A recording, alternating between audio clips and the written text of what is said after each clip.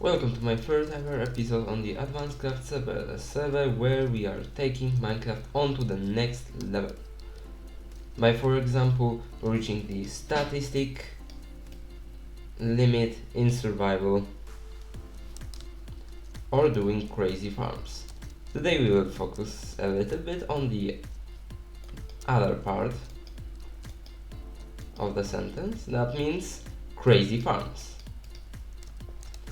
And crazy farm for today will be an iron farm. Server has been running for so long that we have accumulated a lot of iron from 1.12 times, but even a chest of shulker boxes full of iron blocks is not enough for the needs. We are already running out and we haven't even reached the big project. So this is a new iron farm perimeter. Iron farms are usually working with the placement of chunk loadings, because you don't need to be yourself at the iron farm, you can just chunk load it. And this is the iron farm perimeter area. We can scan it, analyze area. So by entering material list we can see that in this perimeter is only a little bit over 1 million stone, also 1 million water sources. That's why we are not going to remove it by hand, we will use a word eater. And also, since the perimeter is wide and not that long, we can just build the perimeter and let it run for days on end. It won't affect the server that much. 70k andesite, who cares? I will have to remove the kelp. And we have almost 600 diamond ore, that's always nice. And almost 500 cobwebs. That is also a really nice block, so I will do my best to collect all of them. Okay, but the first thing first, we need to place all the sand. And I could do a fancy sand placer that moves the sand around, but is it really necessary? I don't need to place that much sand. Yeah, it's in the amount of sand that I need to place is in 10,000s.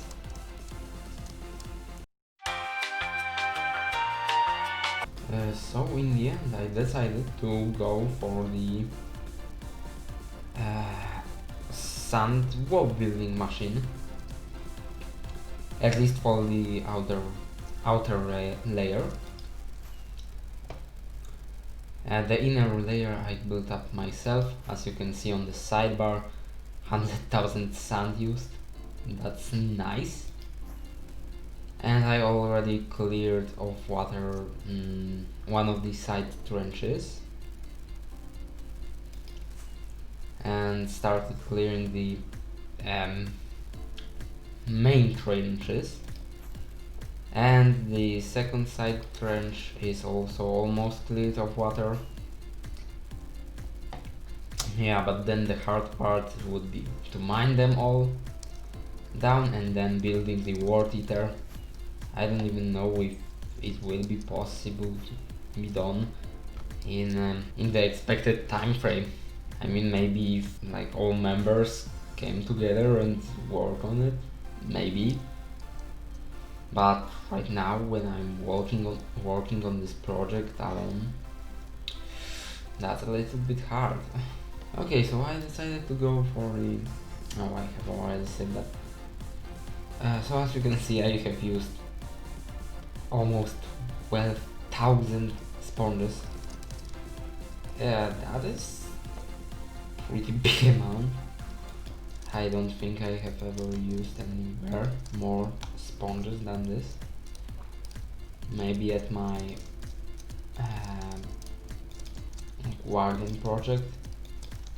It was a pretty significant failure, but it is kind of working. so not a failure at 100%. Oh no, how could I do that? Nail the sponge placement. I don't know if this is the most efficient way you can do this. Most likely not. I was even tempted to design a flying machine that could hit a wall and then automatically return. But it would be pretty difficult, saying that we have a limited space of 3 blocks wide, so we could only have slime blocks in the middle row. That kind of complicates the whole situation, but we are not doing bad with just sponges. But then the biggest effort will be to build up the world eater. Not even to clear the area, clear the trenches, or build up the farm. To build up the world eater, this will be hard. Maybe also farms will be a little bit harder than I estimated, because you need to transport like a shit ton of villagers, like a lot of villagers. So first thing first, I need to get the villagers in here. Actually I could have already done that and just let them breed,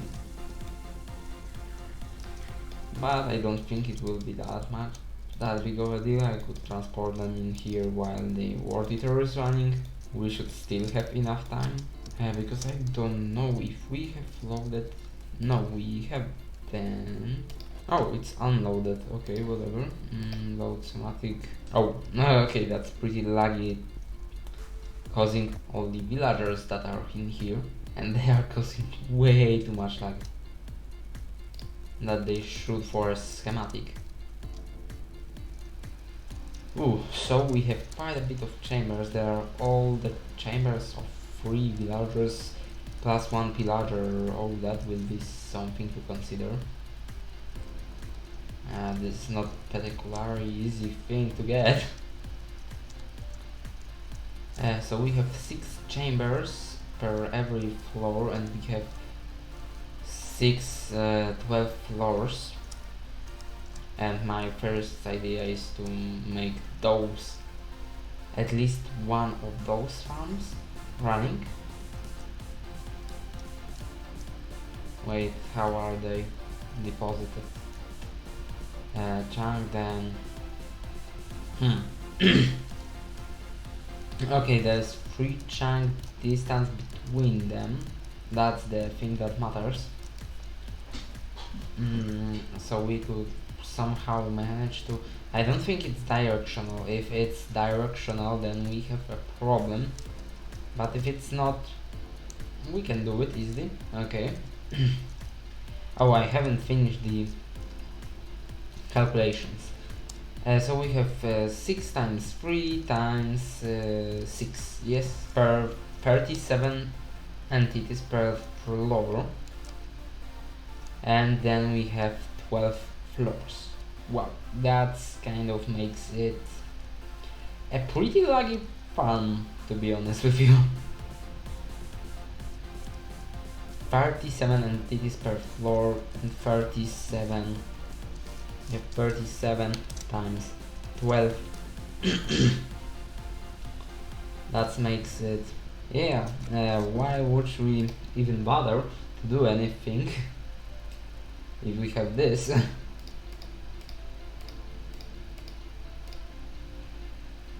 Just about 444 entities, and considering that I would like to build up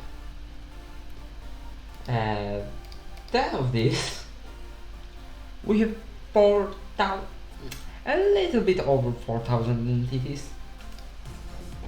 This is nothing, 7 can handle it. Yeah, just anyone fly right past it and the entire server crashed. I can imagine this happening, but guess our server will be updated to a better host or something by this time. that this farm will be running in full capacity of 4,000 villagers.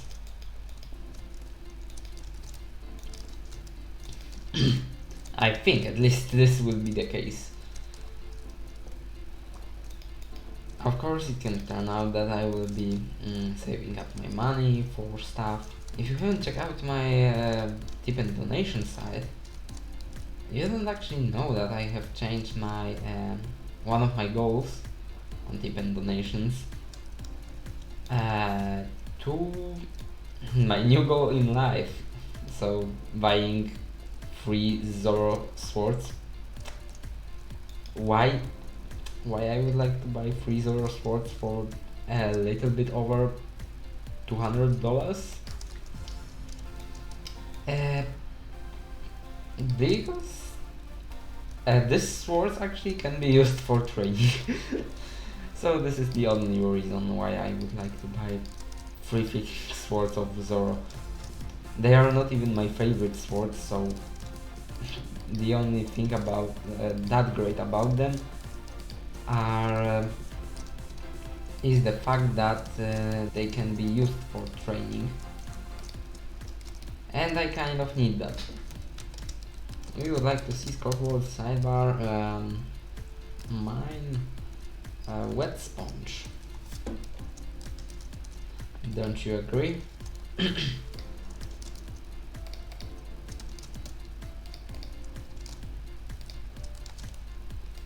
Almost 11,000 wet sponge is fine.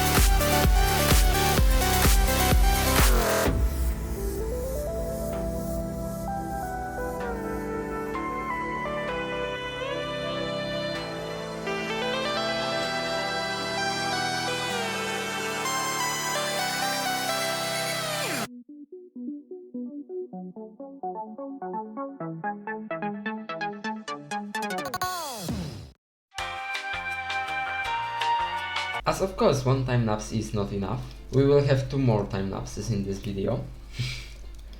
First one building up the world eater, and second one running the world eater.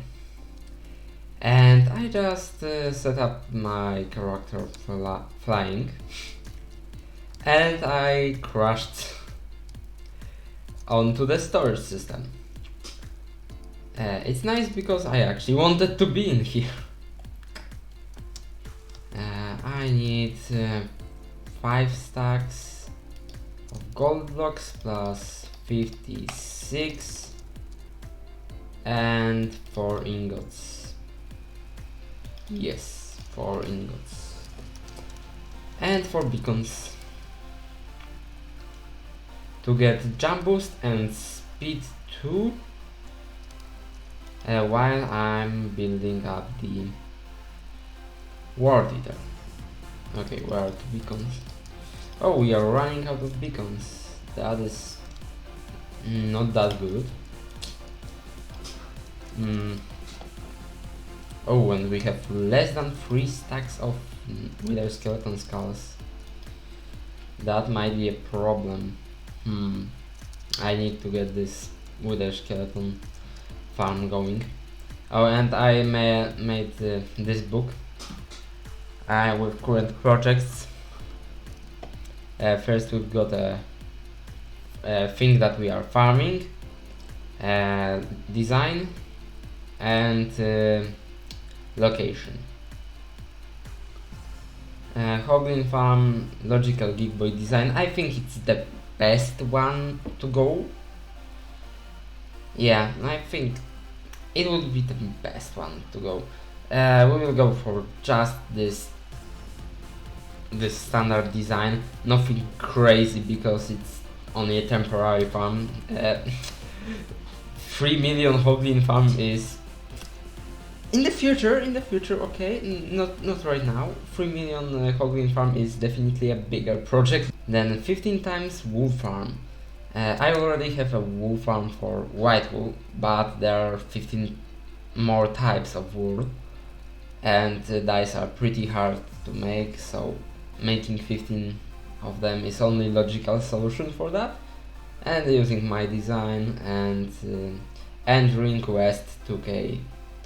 Iron farm mechanics southeast from spawn. I'm working on it in today's video. I mean, I'm working on the perimeter because this video won't include making of the actual farms, because it would take way too much time that I have for this video. And nether overworld digging. Okay, that is self-explanatory. Nether hub. We have a new member, Animus. He might work on it, but I don't know. If it really bothers me, then I will work on it a little bit, but not really sure how to get through it. It's pretty frustrating. Drone farm minus 1.5k, minus 1.5k. Custom design, something like I don't know, a flying machine. Maybe we will go for something like flying machine, sweeping drones into nether portals. That would be a logical solution for the problem. I think at least that would be nice. Ice, perimeter 64 by 64 chunks, mechanist 72k version 3. Spawn buildings. I am really despite myself for not working on buildings around spawn. Advancements, I won't be working on them, at least for now. Future storage, custom design, blah blah blah. We don't really care right now. I think I want to build up another storage, another central storage after 1.17 hits. I think that would be the best solution for that. And a massive, ridiculously massive storage with shulker box loaders and this sort of stuff. Wither skeleton, I'm working on it slowly but surely, trying to come up with a solution for the problem. I figured out the great solution for the problem would be to get rid of all the entities that are unnecessary completely. I mean, they are necessary for the farm to be crazy fast, but this is a temporary farm. So maybe we can go for a sweeper design or something like that. It wouldn't be as fast, but shall I go for a sweeping design not using AI? Netherwood farm Gcraft version and 1k ring. Yeah, I chip out on it a little bit today. Okay, so let's get back to the perimeter and we can see the awful nether hub right now in a pretty bad shape. The potential solutions to this problem are placing even bigger octagon around 0, and then I could mine out an octagon around 0 under the nether. I am mining 33 by 33 chunks around the storage portal, but so mining even a bigger perimeter wouldn't be that big of a deal. Okay, how are we supposed to set it up? Because if we set it incorrectly... Oh, actually this might be a better solution for the problem. Just setting it up on a side. Because why not? And let's go maybe one or two chunks from the border. 1, 2, 3, 4, 5, 6, 7, 8, 9. Yeah, 9, 10. 2, 3, 4, 5, 6, 7, 8, 9. 2, 4, 6, 8, 10. 2, 4, 6, 8, 9. Okay, that is a basic footprint for a double beacon. Oh, I haven't turned on my recording. Let's set it up because it will come handy while working on a world eater, since you always jump around.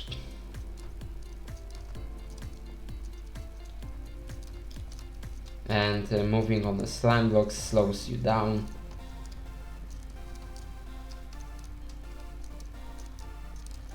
So having a speed 2 and jump boost 2 would come really handy. Okay, this is one beacon. I took 2 beacons with me, not 4.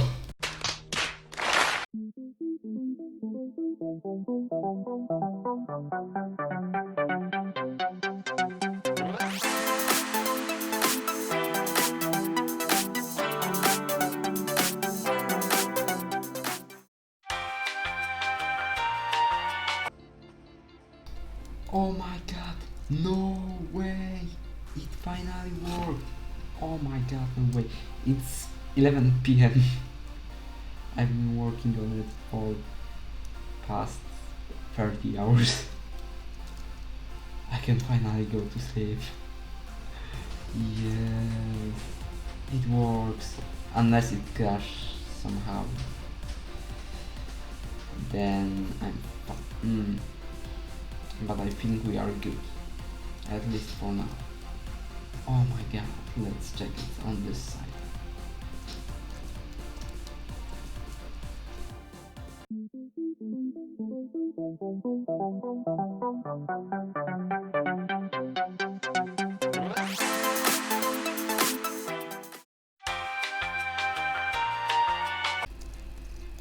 So couple weeks have passed.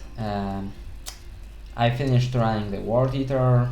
I also mined out some walls and prepared a fraction of materials needed to finish the floor and walls. Also mined out 1/4 of the World Eater. There's this side, half of this side left, and bombers and the other half. Yeah. Also cleaned the floor completely and started mining the sand barriers, but it's pretty difficult thing to do. I really need to plan these things much ahead, because right now I built only chunk border where walls are supposed to be one block of the chunk border. So walls supposed to be right here, and here is my sand wall, and here is the area that World Eater mined out. Yeah, that means I need to mine out those 2 roads by myself. Yeah. Also, while running the World Eater, I figured out that, oh, I need to build it this way, that way, and I need to place this block here. So basically it led to something like that I needed 1 more block in a trench and 1 more block of sand wall. Yeah, that was quite painful. At least we have the access to backups, so I could regularly back up everything and test the World Eater if it works. Okay, so here we actually got the correct amount of space, and on this side I need to mine out those 2 blocks, on this side also those 2 blocks. Yeah, so originally I planned to build up all the iron farms. The first stage would be to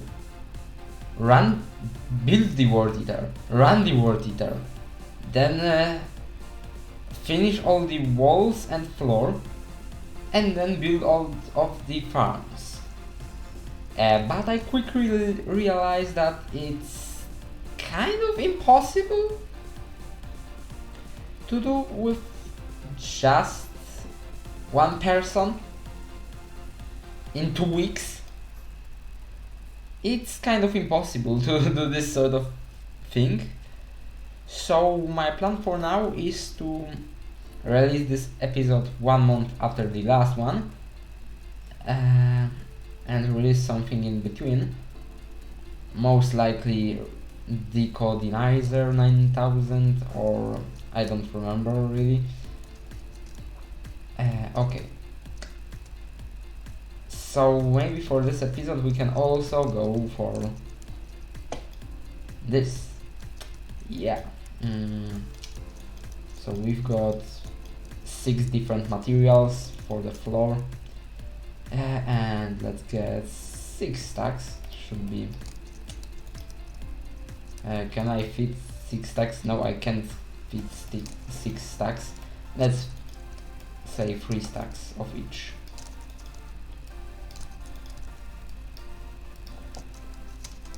Okay. Oh, I need to look into my random hotbar randomizer. 6. Does that randomize hotbar randomizer? Oh, yeah, I've been collecting those guys. There are at least 3 of them in main storage area, but we need a lot of them, a really big amount of them. So that might be really time consuming task. Hey, shoot me, shoot me, I dare you.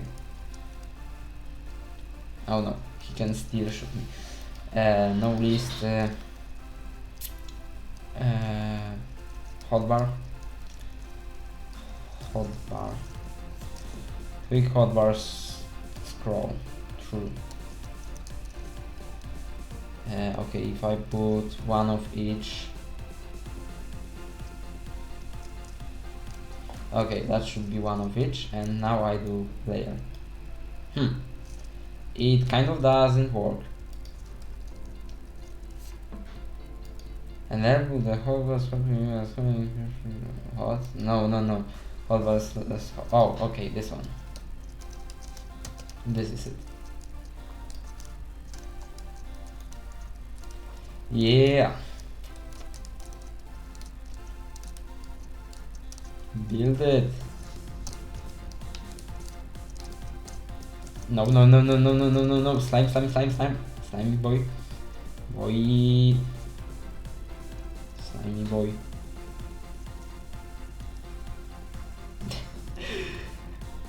I think my color choices are pretty bad since I chose 6 different blocks.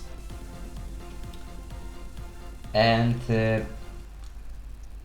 one of them is blue concrete, and getting a lot of blue dye is not that easy of a task. I mean, I can run the flower farm, but it's not optimized. And the second best way to get blue dye is by trading villagers. But it can only give me like okay, where is the border? Right here. But it can only give me like 120 lapis for day cycle. No, I really need a mob switch, but I'm waiting till 1.17. Unless there's an easy option to build the villager based one. Then I may Then I may consider making one really fast. Oh, I can kill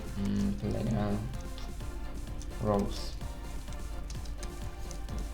And this player was farming wither roses because I needed them for a project. Outside of run, I think I will be streaming it. Another Minecraft map art speedrun. Trying to speedrun Minecraft map art. Okay, how does it look? Could be better. It's not terrible. I don't think that blue concrete should stick around. So maybe I will get rid of blue concrete. And what is this? What is this? This is cyan concrete. Maybe getting rid of blue and cyan would be the best choice. And then all the different colors are working pretty well together. Oh, blue terracotta is also quite an expensive thing. So we've got cyan concrete, blue terracotta. Blue terracotta definitively stays. Cyan concrete definitive. Oh my god, I don't have a bow on my hotbar. Purple. Oh my god, what? I'm not sure about cyan concrete or blue concrete. Gray concrete. I like that. The gray concrete with blue terracotta, purple concrete, and cyan terracotta. But I'm not sure about blue and cyan. Maybe cyan could stay and we would just get rid of the blue. I should really test those things in creative. And also somehow this whole area is light suppressed. I really don't know how and why that happened, but okay. I guess when I will be building more in this area, it should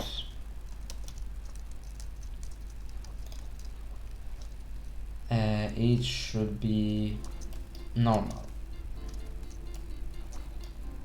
Oh no, no, we are not breaking stone.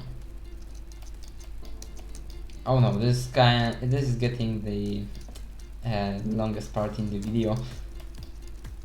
So I don't know, should I finish the floor and the walls for this episode? I have quite a lot of time, and then I will make a tutorial video on the Mechanist 32k farm, because I think it would be beneficial for all the people that want to build it, to see an tutorial how to build it in survival without getting overwhelmed by amount of work that you need to put in it.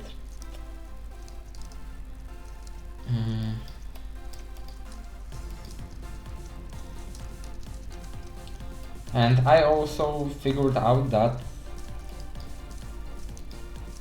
you don't need sunlight to burn mobs. And you would say, what is that? Basically, if you light suppress an area, and while light suppressing you will put a roof on top of it, the mobs that they will spawn at night. That is kind of stupid, because they won't spawn during the day, so that would be a terrible idea for a mob farm. Yeah, it would be just terrible idea for a mob farm to begin with, because it is only killing like 1% of mobs. Okay, I'm done for this. Slimes are way too annoying. I think I'm going to figure out something eventually.